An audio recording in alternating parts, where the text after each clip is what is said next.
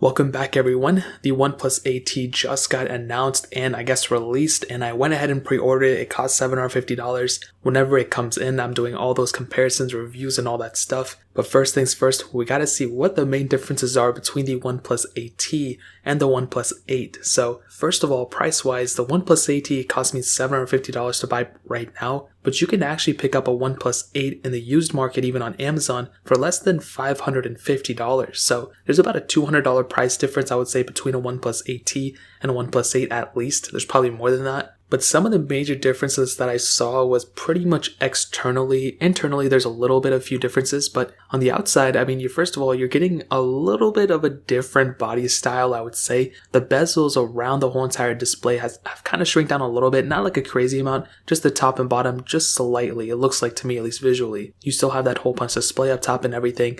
Now, that display is still that 6.55-inch OLED display, Fluid AMOLED display, which is cool. However, now from the OnePlus 8, that 90Hz refresh rate on it, which was great, now has gone up to 120Hz. So that in and of itself is a pretty cool thing. It's still 1080p, it's still almost exactly the same, but that is one thing that I saw that was actually pretty cool. Now that's going to take a hit on the battery life eventually, but going from 90 to 120 is a good, difference for sure. But going from 60 to 120 is a pretty big deal. So if you have a OnePlus 7 or OnePlus whatever, doing that is probably a bigger deal in my opinion, but this is still really cool. They both have USB Type-C on the bottom. On the back, still that same type of frosted glass back, which is cool. Now, the camera sensors have changed just a little bit. So before we had a triple camera setup on the OnePlus 8. Now we have kind of like a quadruple camera setup, a 48 megapixel wide angle lens, which was the same on the OnePlus 8, still the same ultra wide sensor, but now we have an additional depth camera, which I don't know, is anybody going to use it? It just kind of adds more,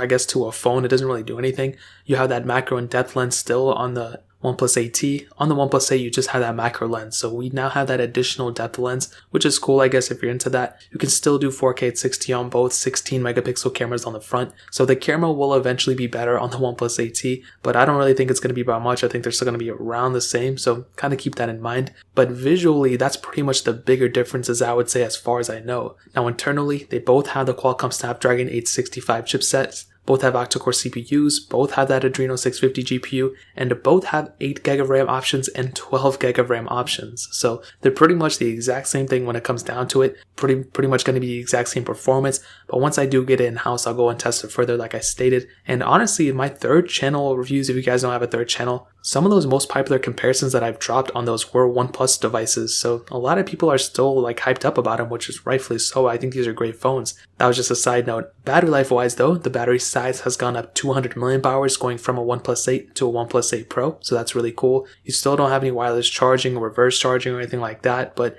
hopefully they bring it at some point. All the phones are already bringing it, but I guess it is what it is. There's really nothing we can do about it. But definitely when it comes down to it, the OnePlus 8T snagging at that price tag, that's $749, is actually not bad. And I think it's a really good price to pay for that type of device. The OnePlus 8 Pro is still for sale. So if you want to pick that one up, you have the opportunity to. But I'll definitely tell you the OnePlus 8 is still a great phone. It's not even 6 months old, but the OnePlus 8T is a really good device in my opinion. So that really pretty much covers it up. If you guys have any other questions or anything, let me know in the comment section below. Hit the like button, that would mean so much, but definitely hit that subscribe button. Every single subscriber that we get really does count, so it means so much if you guys can hit that. Also check out the other links down in the description as well. My Twitter, my Instagram, my other channel. More importantly than everything else, I love every single one of you guys. Hopefully I'll catch you guys in the next video. Peace out till then.